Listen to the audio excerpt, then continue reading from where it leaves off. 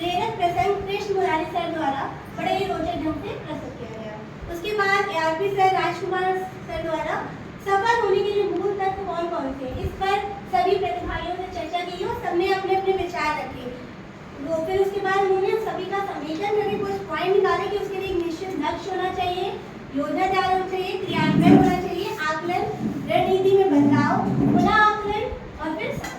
तो ये बताया गया कि सफल होने के लिए मूल तत्व कौन थे। इस प्रश्न द्वारा फिर उसके बाद सर द्वारा कक्षा 4 और 5 की पीजी है। तो उसके बाद हुई उसके दो पार्ट हैं। पहले पार्ट में रिमीडियल है जो कि 42 दिन का है और बाकी है सेकंड पार्ट। तो उसमें बात की गई और सर के द्वारा ही कक्षा 4 और 5 की भाषा और गणित की शिक्षा में आने वाली चुनौतियों के बारे में बात की गई। चुनौतियाँ क्या आती हैं, हमें क्या क्या फेस करना पड़ता है क्लास में, उसमें भी सारे प्रशिक्षकों ने अपने अपने जवाब दिए। और उसमें से कुछ लोगों ने बताया कि बच्चों का शैक्षिक स्तर, मानसिक स्तर अलग अलग होता है, वातावरण और परिवेश, उनकी भाषा, ये सब हम लोग के फैक्टर होते हैं, जिसमें सर ने सबका समेकन करके और कुछ पॉइंट बताया कि हर बच्चे का अलग अलग शैक्षिक स्तर होता है, मातृभाषा का प्रभाव होता है, उसकी भाषा में अरुचि होती है, आता नहीं है, अनियमितता, ये भी एक फैक्टर होता है, और शिक्षक छात्र अनुपात, स्कूल का रेशियो, जिसमें ज़्यादा है बच्चे तो वहाँ पे थोड़ी दिक्कत होती है, कम है तो थोड़ा आसानी से हो जाता है। तो इस चुनौतियाँ क्या क्या आती है, ये सर ने बहुत ही अच्छे ढंग से प्रस्तुत किया।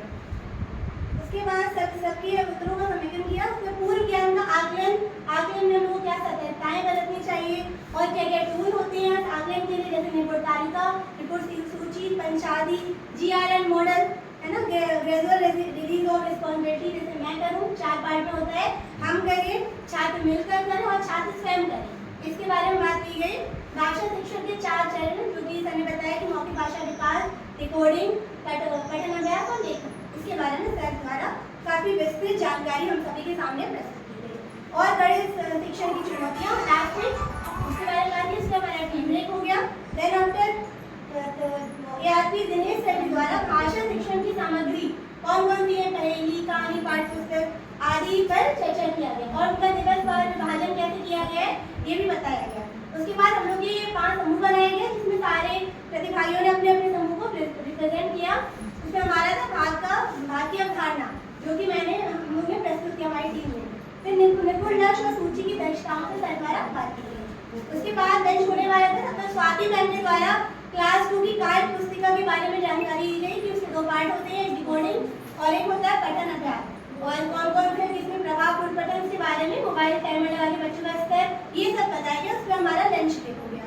लंच ब्रेक के बाद ARP दिनेश सर के द्वारा नवीन पाठ्य पुस्तक जो हमारी संतूर, उस पर चर्चा की गई। संतूर वाला कौन थे, हमने तरीका थे, और उसके 5 प्रमुख बिंदु थे। Bridging the gap between foundational and preparatory stage, understanding the purpose of picture reading, role of stories in learning, games of teaching poetry and importance of role play, इसके बारे में सबने ग्रुप बना के अपना अपना प्रेजेंटेशन किया। उसके बाद डीपी सर द्वारा रोल प्ले करके बिल्ली और बंदर की कहानी बड़े ही रोचक ढंग से प्रस्तुत की गई, मनोरंजन से हाव भाव के द्वारा, जिससे क्लास का माहौल जो था बहुत खुशनुमा हो गया। वो कहानी के बारे में इतने अच्छे से उन्होंने प्रेजेंट किया।